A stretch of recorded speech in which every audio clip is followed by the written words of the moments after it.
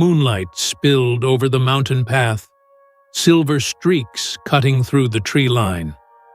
Each step Akitoshi took was measured and precise, like a predator weaving through shadows and stone.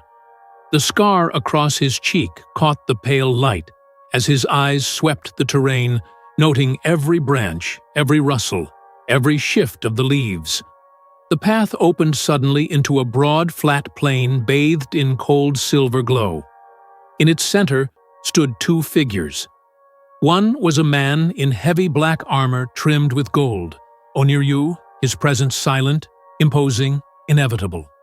Beside him lingered a man in all black, his smirk sharp as a blade, eyes gleaming like a snake about to strike. Akitoshi chuckled softly, his tone playful. "Well, well, so this is the party. The guest of honor finally shows up. I do hope you saved me a seat." The man in black smirked deeply. "Right on time." Let's see how long that confidence lasts. With a shimmer, his body split. 1 became 10. 10 became hundreds.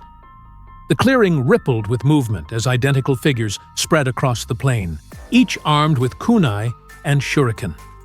Akitoshi grinned, muttering under his breath, "Perfect. My kind of welcome party." The storm began. Shuriken and kunai whistled through the air in a synchronized barrage. Akitoshi exhaled slowly as ki sparked faintly around him. His body twisted and spun, a cyclone of energy flaring outward. The steel projectiles bent into orbit, then exploded back toward their senders. Even as he moved, his voice stayed lighthearted. "I can't let you take the lead for this dance, especially since you've got 2 left feet." Well, hundreds of them. Clones fell by the dozens, but more surged forward. Akitoshi's movements blurred, kicks igniting with fire ki as enemies were blasted aside. Shadows rippled beneath his feet, dark tendrils bursting from the earth to bind and crush duplicates before hurling them skyward. He vaulted after them, a streak of motion, fists blazing with elemental bursts that shattered bodies mid-air. Still, the numbers swelled. The clone user sneered, multiplying again until the plane was suffocated by illusions. Akitoshi laughed. "Thousands? Ha! And here I was, hoping you'd bring more guests." The air darkened as another storm of steel filled the sky. Akitoshi drove his heel into the earth, ki erupting like a second heartbeat. His barrier returned, sharper and wilder this time.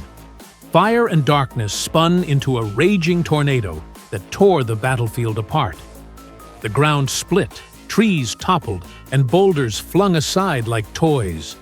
Clones disintegrated into smoke, vanishing in the storm. When the dust settled, silence reclaimed the plain. The clone user lay unconscious beneath shattered debris, his creations fading into nothing. Akitoshi smirked, muttering as he brushed dust from his cheek.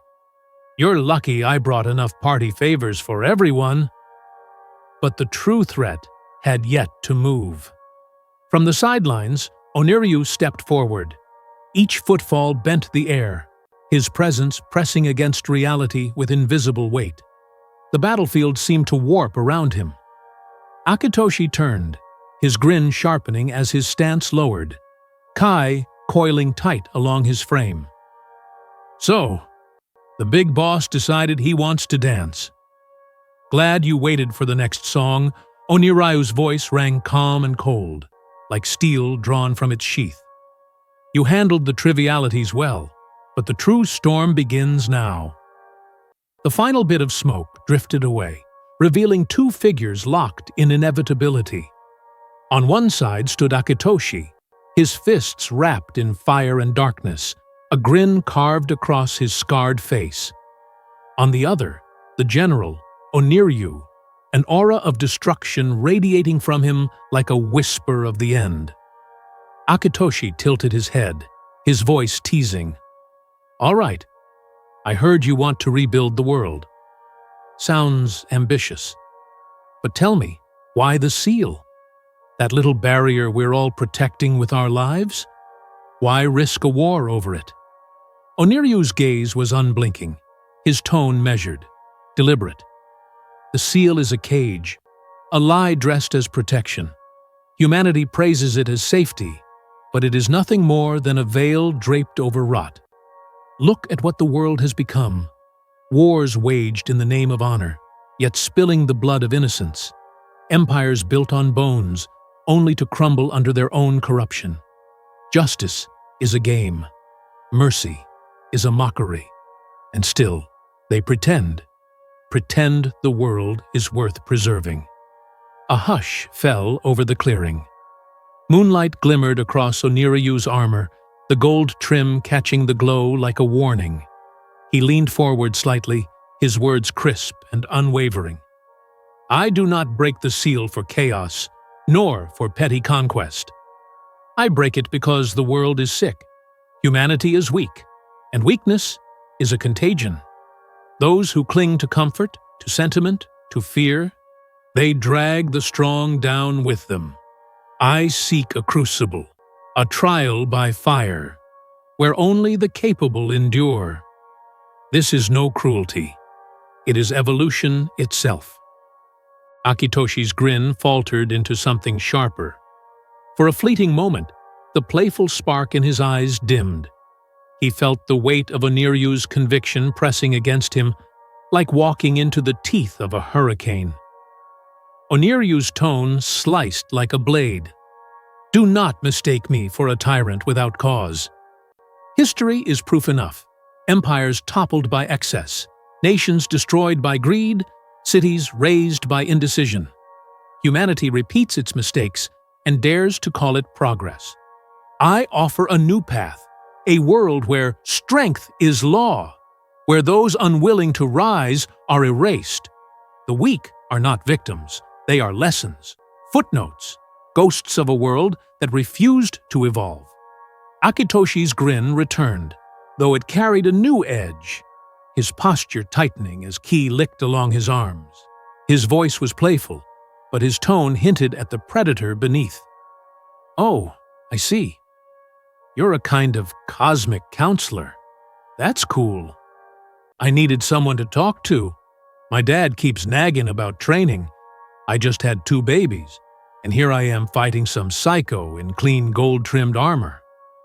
Nice threads, by the way. Oniryu's eyes narrowed, his voice cold, sharp. I am no therapist, you buffoon. Flippancy will not save you.